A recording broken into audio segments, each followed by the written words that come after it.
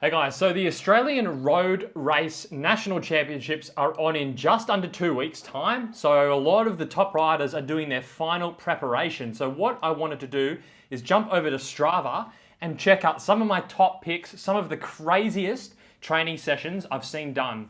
For those of you that aren't aware, the Australian Road Nationals is around a 12-kilometre circuit, and once on that circuit they got the climb of Mount Buninyong, which takes around 6 minutes. So you've got to do 16 loops, and which you've got to go up this 6-minute climb 16 times. It is brutal. So first rider here, we've got Jesse Ewart. Jesse Ewart, he's an Aussie rider, but he's been riding for some Asian continental UCI teams for a few years. So I haven't seen much of him in the domestic circuit, but a really strong rider. But I wanted to show this ride he did on the 4th of January, because for those of you in Australia, this route should look familiar to you.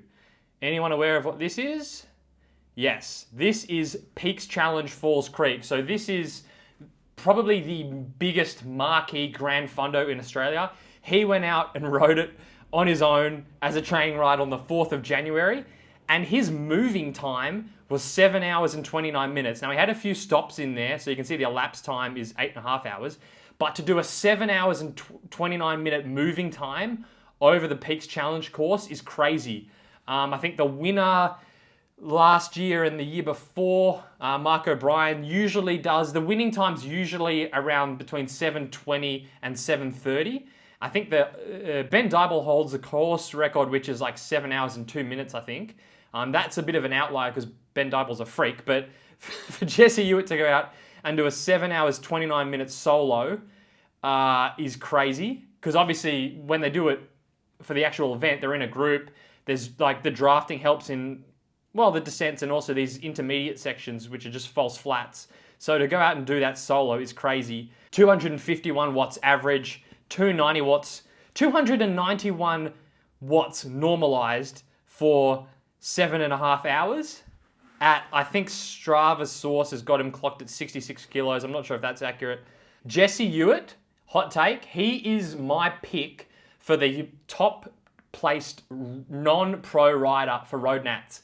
I would not be surprised if he makes it onto the podium. I do think one of the pros will win, but I would say Jesse, potentially, yeah, he's my pick to be the top-ranked non-pro rider in Road Nats. Some of the other training sessions he's done, moving on.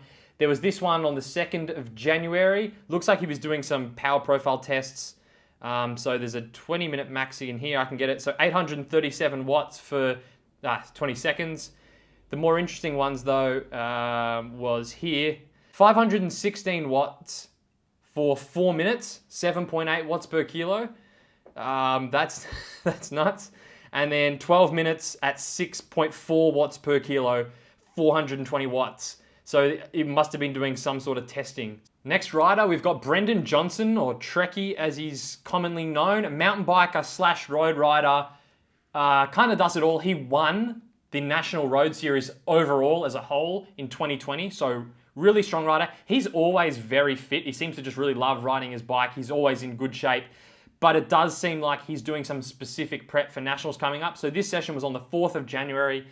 As we're sort of within 2 weeks of the race, a lot of these sessions I'm going to be showing you a sort of race simulation. Obviously, as you get closer to an event, your training needs to become more like the event. So you're going to see a lot more simulation style rides. But this one was quite interesting. So we've got here, you can see a whole heap of Black Mountain reps in Canberra. So let's zoom in, see what he's done here. So it looks like he was doing some on-offs for 1 rep, then a steady rep, then some over-unders for another rep, steady rep, on-off, steady, over-unders, steady, on-off, and he repeated that, like how many times was 12 times. So let's have a look what each one was. So in the over-unders, it looks like was these 30-30s. Okay, so that's 20 on, 30 off. So he's doing 20 seconds on, 30 seconds off, it looks like. Oof, that looks, 8 minutes of that. That looks pretty tough. So he's holding above sort of 650 watts for most of these. Steady rep, what's he doing that at? Quickly here, what's he at? 5.9 watts per kilo. That's assuming the weight's set right. 65 kilos. Maybe that's a bit light. I think he's a bit heavier than that. And then sort of an over-under rep here. So 400 watts, 350 watts, 400 watts. And he repeated that 12 times. That is a very difficult session. Let's see for the entire thing. What's he done? 342 norm for 2 hours. Trekkie, probably in good shape. He did another session moving on. So this one, another national sim ride. This was over at Mount Stromlo. So he did 15 reps. Looks like he did this in a group. So it looks like a few of the guys headed out. Ben Hill went for it. Let's have a look at this though. What I wanted to show in this one was he was doing steady reps. So each rep looked like it was steady power going up the climb. So what's he done here? 370 watts, 5.7 watts per kilo. But then he's done sprints over the top of the climb. So kicking up to 800 watts, another 900 there. And he did this after every rep. So you can see rep, sprint, rep, sprint, rep, sprint. So starting to make this more of a race replication type session, because at nationals over the top of the climb, you're then following moves.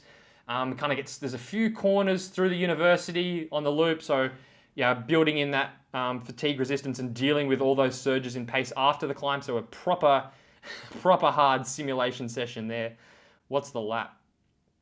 325 norm for 3.5 hours. Wow. Okay, other thing I wanted to point out with Trekkie was he's doing some heat prep work. So this is a Zwift heat ergo. So 45 minutes at 219 watts.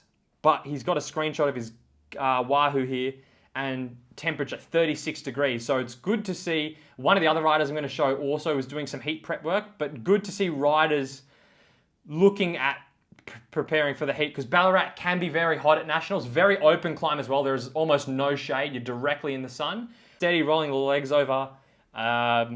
35, what was this session? 45 minutes at sort of high 30 degrees. Good to see more of a holistic prep, not just looking at power and race simulation, but taking into account the conditions as well. Good to see. Next rider, Matt Dinham. He will be doing the under 23 race. Probably my pick to win, looking at some of these sessions. So again, another race simulation session, just whacking it up the climbs. Doesn't look like he was doing any sort of over-unders, just giving it a solid whack up the climb each time. But what I wanted to point out here was some of the power he's doing at the end of this session. So he did 11 full reps, but the last 3 were pretty crazy power. So I've got his weight here at, it's at 64 kilos. So assuming that's right, these powers are insane. So 6.5 watts per kilo for 6.5 minutes. Next hill, 6.5 watts per kilo for 6.5 minutes. And this is already at the end of the session. And then the final rep, 6.7 watts per kilo for 6.5 minutes on the last rep. And he set his time up Bubba West, which is probably one of the hardest climbs in Sydney to crack the top 10. I'll bring it up now. It's a hidden segment. For some reason, Strava hide it down at the bottom of the thing. So it's a hidden segment. Here it is, Bobbinhead West. He got a 4th overall on the 11th rep of when he had already done those pretty big powers in the last rep. So he's done a 640 up Bobbinhead West at 6.7 watts per kilo. I did a 648, and I thought like I was God's gift to cycling when I did a 648. I had to do like 500 watts to do that. And I thought that was like insanely fast. But you can see some of the times here I don't know how Marcus Cooley did a 605. That's nuts. But to do a 640 at the end of a nationals simulation ride I can't explain how strong that is. So I would say Matt Dinham, probably the pick for the under 23 race. I don't think there'll be anyone holding his wheel in the last couple of reps up that climb, and he will probably win solo in the under 23 race if I had to make a prediction. All right, next pick for the guys down in Melbourne, Rudy Porter, young rider. I think he's still under 23. A couple of interesting things going on here. So as usual, national simulation ride, bunch of hill reps. Let's have a look. So similar to what Trekkie was doing before, variations between steady output climbs and then intervals or over-unders on climbs. So steady up here, 7 minutes at 350 watts, and then into a bit of over-unders. Sort of looks like high 400s, so that's probably his VO2 max power, upper zone 5, and then down to 320, 330, which is probably his sweet spot. So 5-minute rep of that. It looks like he's doing a climb. Why is he freewheeling? Oh, he has to turn a corner. 30, actually, so maybe it was 30-30s. 30 seconds high zone 5, 30 seconds at sweet spot, it looks like. And then, yeah, a heap of reps here. 1, 2, 10, 11 reps. The under 23 race is shorter. The under 23 men's is 12 laps. So yeah, he's doing just the amount of laps he needs for the race there. So Rudy Porter, very strong rider. Wouldn't be surprised if it's sort of him, Matt Dinham, maybe a few other guys fighting it out at the end of the under 23 race. Other thing Rudy Porter's doing is heat prep. So another indoor heat ride. No temperature coming up on here because it's recorded on Zwift. Zwift doesn't detect the temperature. That only comes up if you're recording on your Wahoo or your Garmin. But again, just steady sort of zone 1 power in the heat. Yeah, so again, 45, 50 minutes.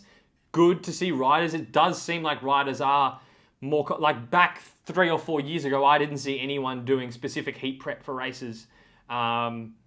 If they were sort of keeping it secret. It seems like most riders are doing some sort of heat prep now, which is very interesting.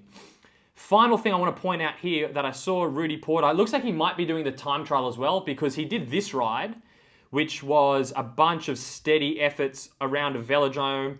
His speed was pretty quick, so I think he was on the TT bike, 49k an hour at 390 watts.